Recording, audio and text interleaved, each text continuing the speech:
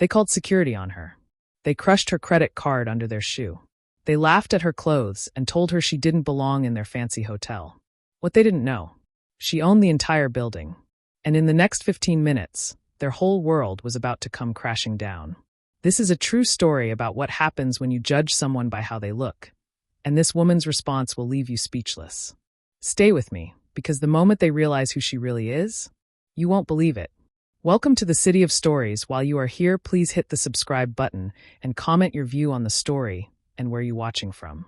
Let me tell you about a night that changed everything. It's a story about assumptions, about dignity, and about what happens when people judge a book by its cover. It was a warm evening in Atlanta, Georgia. The clock on the wall showed 11:45 p.m. Dr. Jasmine Cole pushed through the revolving doors of the Crown Plaza Hotel, one of the fanciest hotels in the city. She was exhausted, absolutely worn out. She'd just flown in from London, where she'd spent the last 3 days performing emergency heart surgeries and training doctors at a medical conference. Jasmine looked down at herself and smiled tiredly. She was wearing her favorite jeans, the ones with a small tear at the knee. Her white t-shirt was wrinkled from the long flight. On her feet were her old sneakers, the comfortable ones she always traveled in. Her hair was pulled back in a simple ponytail. She carried a canvas backpack over one shoulder. She knew she didn't look like much. But after 18 hours of traveling, comfort mattered more than appearance. At least, that's what she thought. Behind the magnificent marble desk stood 3 hotel employees.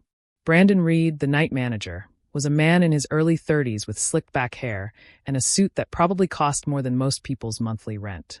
Next to him was Victoria Hayes, the assistant manager, wearing a crisp uniform and an expression that could freeze water. And there was Amy Wilson, a young woman barely out of college, who was typing on the computer. Jasmine walked up to the desk and smiled warmly. "Good evening. I have a reservation under Dr. Jasmine Cole." Brandon looked up from his phone. His eyes traveled from Jasmine's sneakers all the way up to her tired face. His expression changed from professional courtesy to something else. Something cold. "A reservation?" he asked slowly, like he was speaking to a child. "Yes," Jasmine replied, pulling out her phone to show the confirmation email. "I booked the executive suite. Confirmation number." "Ma'am," Brandon interrupted, his voice dripping with condescension. "I think there's been some kind of mistake." Jasmine felt a familiar knot forming in her stomach. She'd felt this feeling before. Many times. "There's no mistake. I have the confirmation right here." Victoria leaned forward, examining Jasmine with obvious skepticism. "The executive suite is $1,800 per night. Are you sure you have the right hotel?" The words hung in the air like poison. Jasmine took a slow breath. "Stay calm," she told herself. "Stay professional." "Yes, I'm sure. I've stayed here before." She placed her credit card on the counter. It was a black titanium card, the kind reserved for people with excellent credit and substantial income. Brandon picked up the card like it was contaminated. He held it up to the light, squinting at it. "Where did you get this?" "From my bank," Jasmine replied, her voice steady despite the anger building inside her. "Where do people usually get credit cards?" Amy giggled nervously behind the computer. Victoria shot her a look that said, "Be quiet," but there was a smile playing at the corners of her mouth. "Ma'am, I'm going to be honest with you," Brandon said, leaning on the counter. "We've had problems with fraud lately. People coming in here with fake reservations, stolen credit cards. You understand, we have to be careful." "I understand," Jasmine said quietly. "So check the reservation. My name is Dr. Jasmine Cole. It should be in your system." Brandon made a big show of typing on the computer. His fingers moved slowly, deliberately. He was putting on a performance for the other guests in the lobby, making it clear that he was dealing with someone suspicious. Someone who didn't belong. "I do see a Jasmine Cole in the system," he admitted reluctantly. "But this can't be right. The reservation was made 6 months ago. Payment came from..." He squinted at the screen, Crown Medical Corporation. "That's correct," Jasmine confirmed. "They arranged my accommodations for the medical conference." Victoria crossed her arms. "Ma'am, if you really are this Dr. Cole, why are you dressed like that? Important doctors don't usually show up to 5-star hotels looking like they just came from a laundromat." The words stung. Jasmine felt heat rising in her cheeks, but she kept her voice level. "I've been traveling for 18 hours. I performed 3 heart surgeries in London before catching my flight. I'm tired and I just want to check into my room." Brandon exchanged a look with Victoria. It was a look that said she's lying. A look that said, we both know what's really happening here. Ma'am, I'm going to need to see some identification, Brandon announced loudly. Several other guests in the lobby turned to look. Government-issued ID. And I'll need to verify this credit card with my manager. I am looking at your manager, Jasmine said quietly. You're the night manager. It says so right there on your name tag. Brandon's face flushed red. I mean my regional manager. We have protocols for situations like this. Situations like what? Jasmine asked, though she already knew the answer. Situations where guests are unexpected, Victoria chimed in. Where things don't quite add up. Jasmine pulled out her driver's license and placed it on the counter. Brandon examined it like he was a detective investigating a crime scene. He held it up to the light. He touched the hologram. He even smelled it. This could be fake, he declared finally. And that's when Jasmine realized that no amount of documentation would matter tonight. These people had already decided who she was based on her appearance. They'd written her story before she'd even spoken a word. The clock on the wall showed 11:52 p.m. 8 minutes until her video call with the hospital board in Tokyo. 8 minutes until she needed to present her findings from the London conference. 8 minutes until everything changed. Let me tell you what happened next, because this is where the story gets harder to hear. This is where we see how quickly judgment can turn into something cruel. Brandon held up Jasmine's driver's license and credit card like they were pieces of evidence in a trial. Amy, call security, he ordered. We've got a situation here. Jasmine's heart started beating faster. A situation? I'm trying to check into a room I paid for. A room you claim to have paid for, Victoria corrected, emphasizing the word claim like it was an accusation. Ma'am, we see this all the time. People find confirmation numbers online. They steal credit card information. They show up at hotels trying to get free rooms. I'm not trying to get anything free, Jasmine said, fighting to keep her voice steady. I'm a paying guest with a legitimate reservation. But Brandon wasn't listening anymore. He was performing now, playing to an audience of hotel guests who had gathered to watch the drama unfold. There was an elderly couple whispering to each other. A businessman in an expensive suit recording on his phone. A young woman in the corner had actually started live streaming the whole thing. Folks, I apologize for this disturbance, Brandon announced loudly to the lobby. We take security very seriously at Crowne Plaza. We won't let just anyone walk in here and take advantage of our hospitality. Just anyone. The words echoed in Jasmine's mind. What he really meant was people who looked like her. People whose skin was too dark, whose clothes were too casual, whose presence made him uncomfortable. Amy was still giggling nervously. Should I cancel the reservation, Brandon? Open it up for someone else. Absolutely, Victoria agreed quickly. No point holding a suite for someone who clearly can't afford it. Jasmine felt something break inside her. Not her spirit. She'd been through too much in life for that. But something else. A final thread of patience. The last bit of benefit of the doubt she'd been willing to give. Can't afford it, she repeated softly. What makes you think I can't afford it? Brandon laughed. Actually laughed. Ma'am, look at yourself. Those shoes have holes in them. That backpack looks like something from a thrift store. You're asking me to believe you're a doctor who can afford an $1,800 per night suite. I'm not asking you to believe anything, Jasmine replied. I'm asking you to do your job and check me into the room I reserved and paid for. Victoria shook her head like she was dealing with a difficult child. This is embarrassing. For everyone. You need to leave before we call the police. Call them, Jasmine said quietly. She was done playing nice. Please call the police. Let's make this official. Brandon pulled out his phone with exaggerated slowness.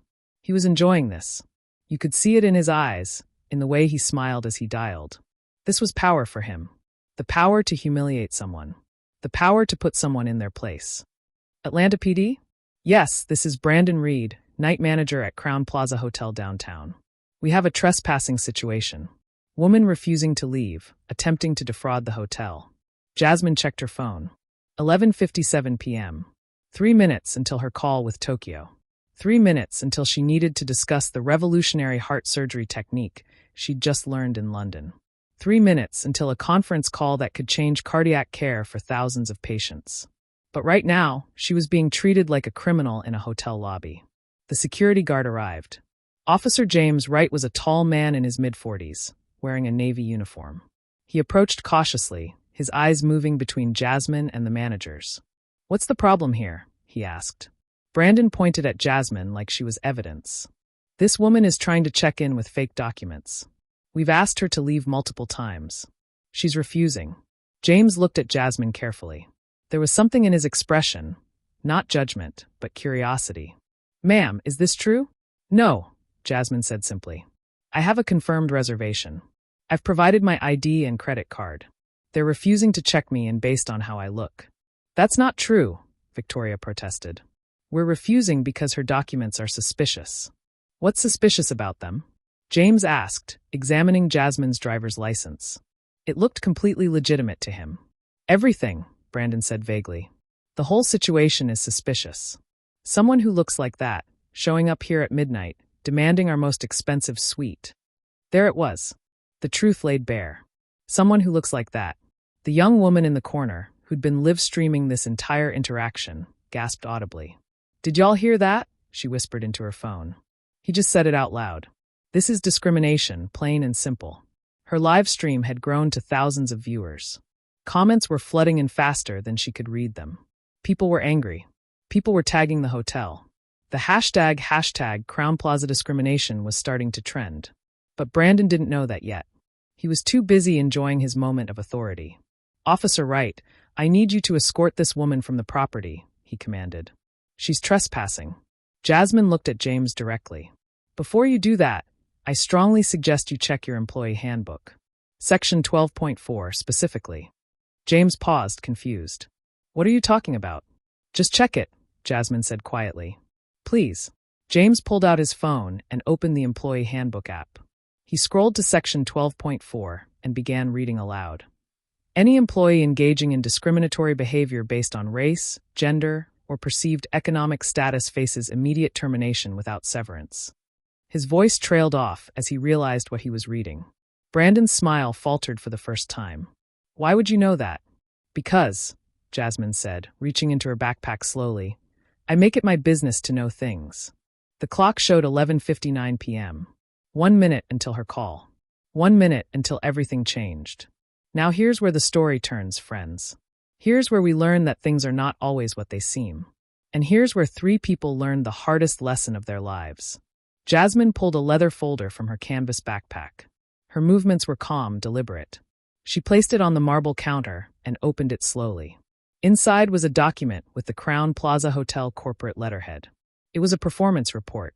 Brandon leaned forward to read it, and the color drained from his face. What is this?" he stammered. "That's your quarterly review," Jasmine said quietly. "Guest satisfaction scores down to 2.1 out of 5 stars. Revenue dropped by 31% this year. Staff turnover rate at 87%. 43 formal complaints filed against this location in the past 6 months." Victoria grabbed the report, her hands shaking. "How do you have this?" "These are confidential corporate documents." Jasmine reached back into her folder and pulled out a business card. She placed it next to the report. The card was simple, elegant. Black letters on white cardstock. Dr. Jasmine Cole, MD board member, Crown Medical Corporation owner, Crown Plaza Hotel Group. The lobby went completely silent. You could have heard a pin drop on that marble floor. Brandon stared at the card like it was written in a language he couldn't understand. That's not possible." "Let me help you understand," Jasmine said, pulling out her tablet. She turned it around so everyone could see the Crown Plaza corporate website. There was her photo, the same face, but wearing a tailored business suit instead of jeans and a t-shirt. Dr. Jasmine Cole, the website read. Renowned cardiac surgeon. Acquired Crown Plaza Hotel Group through Crown Medical Corporation for $923 million, March 2025. Current owner of 73% stake in the luxury hotel chain. The young woman live streaming in the corner let out a scream. "Oh my God! Oh my God! Y'all, she OWNS the hotel. She owns the whole chain." Her viewer count exploded. 5,000. 10,000, 20,000 people watching in real time as the truth unfolded. Brandon's legs buckled. He grabbed the counter to steady himself. "Ma'am, if we had known." "If you had known what?" Jasmine interrupted gently. "If you had known I owned the hotel, you would have treated me differently?" "That's exactly the problem, Brandon." She pulled out another document. "Let me share why I'm really here tonight. These are the discrimination complaints. 43 of them in 6 months. Guests who felt unwelcome, judged, humiliated based on their appearance. Jasmine read from the pages. Staff treated me like I didn't belong. Manager made assumptions about whether I could afford my room. Was asked if I was sure I was at the right hotel.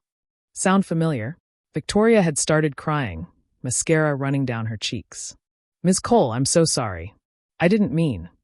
You didn't mean what? Jasmine asked, her voice still calm but carrying weight. You didn't mean to judge me by my appearance? You didn't mean to assume a black woman in casual clothes couldn't possibly afford your hotel? You didn't mean to humiliate me in front of everyone. Amy spoke up from behind the computer, her voice small. What about me, ma'am? Am I fired too?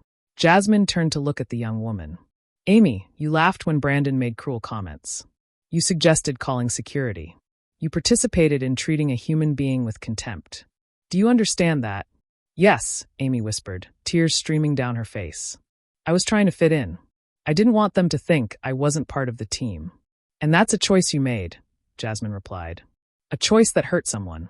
The question now is, do you want to learn from this or do you want to repeat it? James, the security guard, stepped forward. Dr. Cole, I was called here to remove you. I almost did it without questioning. What does that say about me? Jasmine studied him carefully. James, you did question it. You asked what was suspicious. You checked the handbook. You showed hesitation instead of blind obedience. That matters. Her phone rang. The screen showed Tokyo General Hospital. Jasmine answered without breaking eye contact with Brandon. Dr. Yamamoto, yes, I'm here. I'm just finishing up an inspection. Yes, the discrimination issues I mentioned are worse than we thought. She paused, listening. But I have a solution. I'm implementing it right now. She ended the call and looked around the lobby. The crowd of guests had grown. Everyone was filming. The live stream had reached 30,000 viewers. Now, Jasmine said, opening her tablet again. Let's talk about your choices. She projected an image onto the lobby screen. It showed the hotel's organizational chart. Brandon Reed's name was there, along with Victoria Hayes and Amy Wilson. Brandon Reed, employee ID 3847. Annual salary $56,000. 26 complaints filed specifically about you in 6 months. Jasmine's voice was steady, professional, like she was presenting to a medical board. You have 3 choices, and I need your decision now. She held up one finger. Choice 1, resignation. You leave quietly tonight. I provide a neutral reference. You keep whatever professional reputation you have left. 2 fingers. Choice 2, termination for cause. This incident goes on your permanent record. No references from Crown Plaza. Future employers will know you were fired for discrimination. 3 fingers. Choice 3, full investigation. Takes months. Media attention. Legal depositions. Your name permanently attached to this incident in public records. The lobby was completely silent except for the soft ping of notifications from the live stream. You have 60 seconds to decide, Jasmine announced. I have 3 more hotels to visit tonight for similar inspections. Brandon's voice cracked when he spoke. Dr. Cole, surely there's another way. I have a family, a mortgage. I've worked here for 3 years. And in those 3 years, Jasmine replied, pulling out a thick file, you've accumulated 26 formal complaints. Most guests didn't pursue them because fighting a large corporation is exhausting. They just took their business elsewhere and warned their friends. Victoria fell to her knees. Actually knelt down on that marble floor. Please, Dr. Cole. I'm so sorry. I'll do anything. Please don't destroy my career. I'm not destroying anything, Jasmine said quietly. You did that yourself. Let me tell you about the moment that taught everyone in that lobby what real leadership looks like. Because what happened next wasn't about revenge. It was about something much more powerful. Jasmine looked down at Victoria kneeling on the floor, at Brandon gripping the counter like it was a life raft, at Amy crying silent tears behind the computer. She looked at James standing uncertain in his security uniform. And she looked at all the guests watching, filming, judging. Stand up, Victoria, Jasmine said gently. Stand up. Your dignity doesn't disappear just because you made mistakes. Victoria slowly got to her feet, confusion written across her tear-stained face. Here's what you need to understand, Jasmine continued, her voice carrying across the silent lobby. I didn't come here tonight to ruin lives. I came here to save this hotel. To save what it could be. What it should be. She advanced to a new slide on the screen. It showed a detailed plan titled The Dignity Initiative. Brandon, Victoria, you have hurt people. Many people. Your assumptions, your judgments, your cruelty. They've damaged guests and damaged this hotel's reputation. But destroying your careers won't undo that damage. Real change requires something different. Jasmine looked directly at Brandon. So here's what's going to happen. You're going to resign from your current position.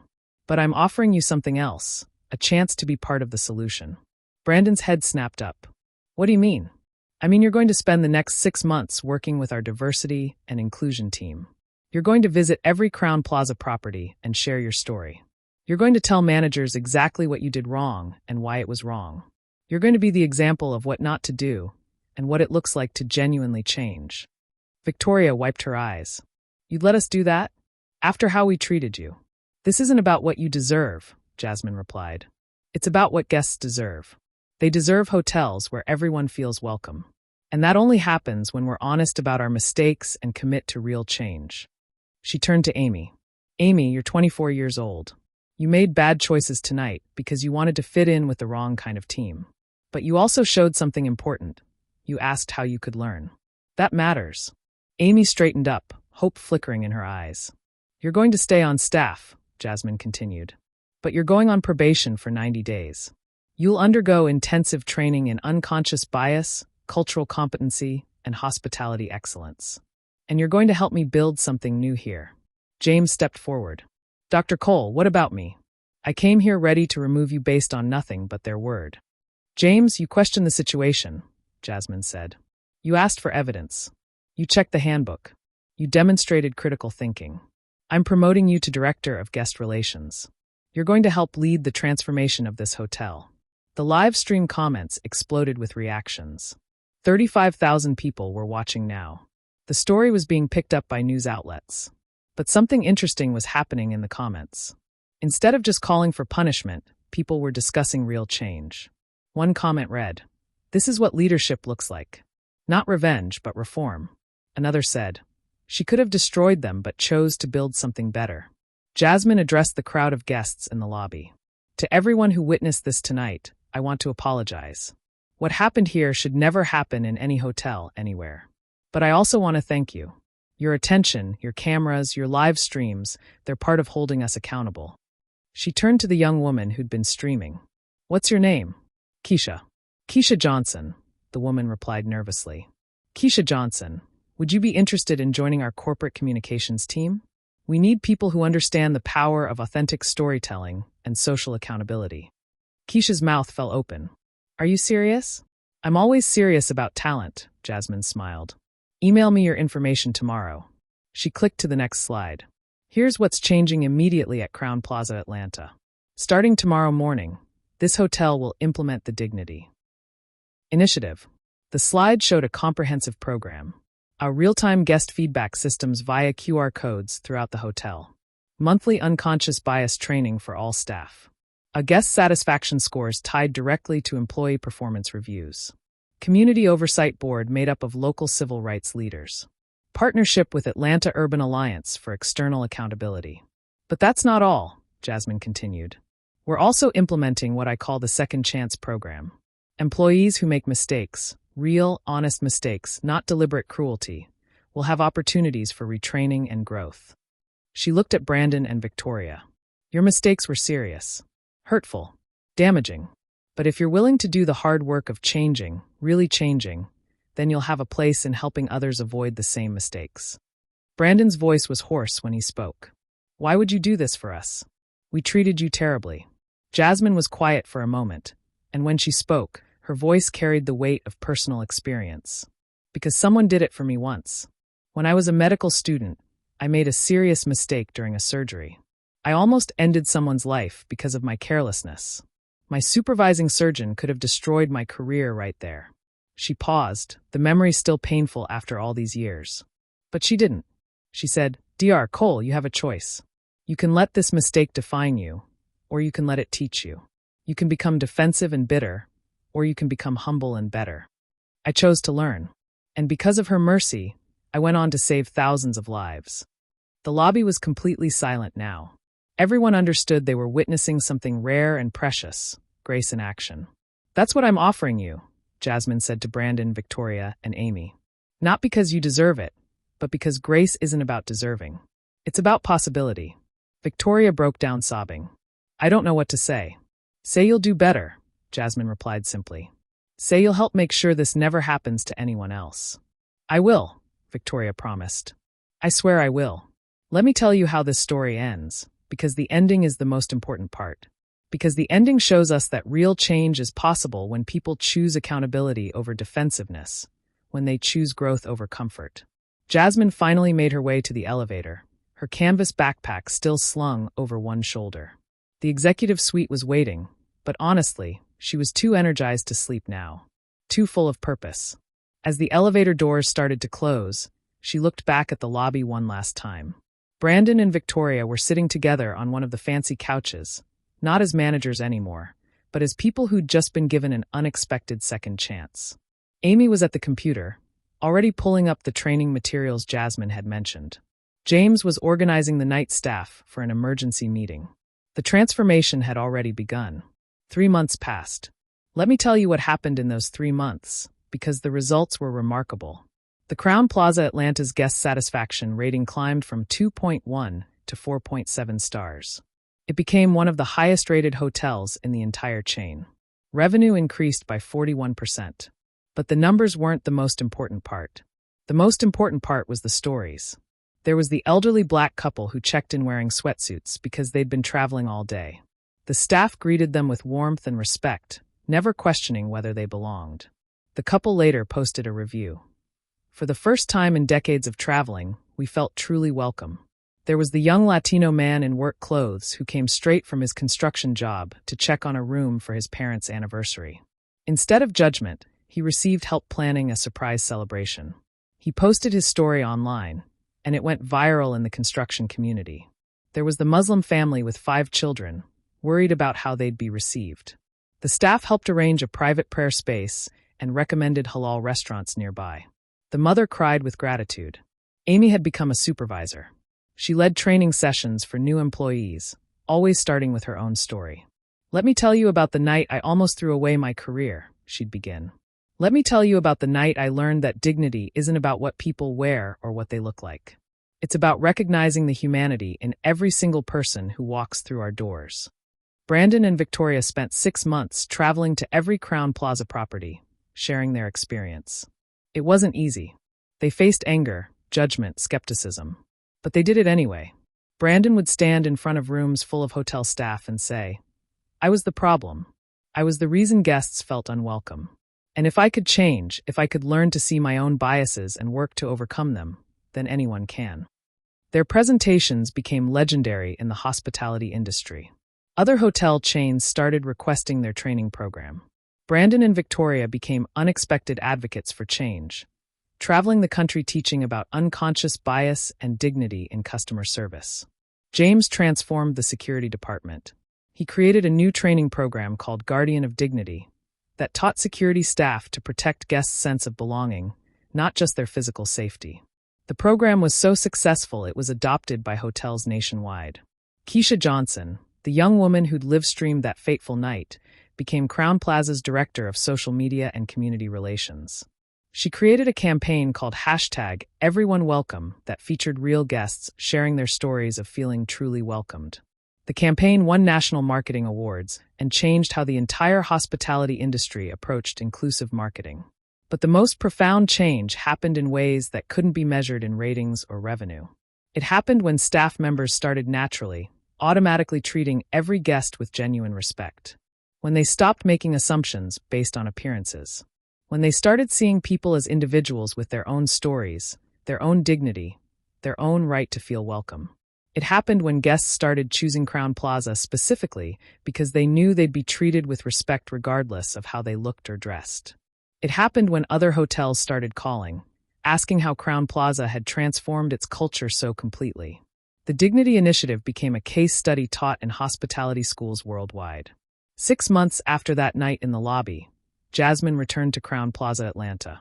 She walked through those same revolving doors wearing jeans and sneakers again, carrying her canvas backpack.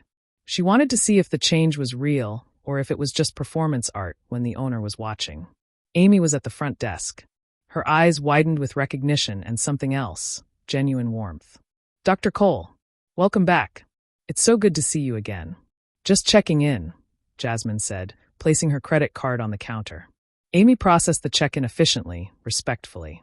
Then she paused and looked up at Jasmine with tears in her eyes. Thank you, she said quietly. Thank you for giving me a chance to be better. Thank you for teaching me what really matters. Jasmine smiled. You did the hard work, Amy.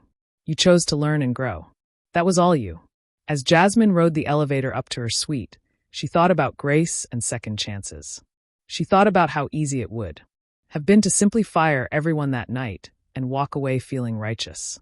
But righteousness doesn't change hearts. Punishment doesn't teach empathy. Real change, the kind that lasts, comes from helping people understand why their behavior was wrong and giving them the tools and opportunity to do better. She pulled out her phone and recorded a final message for her social media followers. 6 months ago, I walked into a hotel lobby and was treated with contempt because of how I looked. Today, that same hotel is a model for dignity and inclusion. The people who hurt me are now helping others learn from their mistakes. That's what real change looks like. Not revenge, but redemption. Not punishment, but possibility. She looked directly into the camera. If you've experienced discrimination, your voice matters. Your story matters. But remember, the goal isn't to destroy people who make mistakes. The goal is to help them become better. To help create a world where everyone, regardless of what they look like or how they dress, can walk through any door and be treated with dignity. The video ended with Jasmine looking out the executive suite window at the Atlanta skyline. The city lights twinkling below like possibility itself.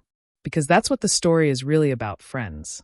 It's not about one woman being mistreated in a hotel lobby. It's about how we respond when we witness injustice or cause it ourselves. It's about whether we choose punishment or possibility, revenge or redemption. It's about remembering that everyone deserves dignity. Everyone deserves respect. Everyone deserves a chance to learn, grow, and become better. And that truth can change the world, one hotel lobby, one interaction, one choice at a time. If this story touched you, let us know in the comments and tell us where in the world you're watching from. Don't forget to subscribe to the City of Stories for more emotional, dramatic, and unforgettable stories. Until next time, stay kind, stay strong, and keep watching.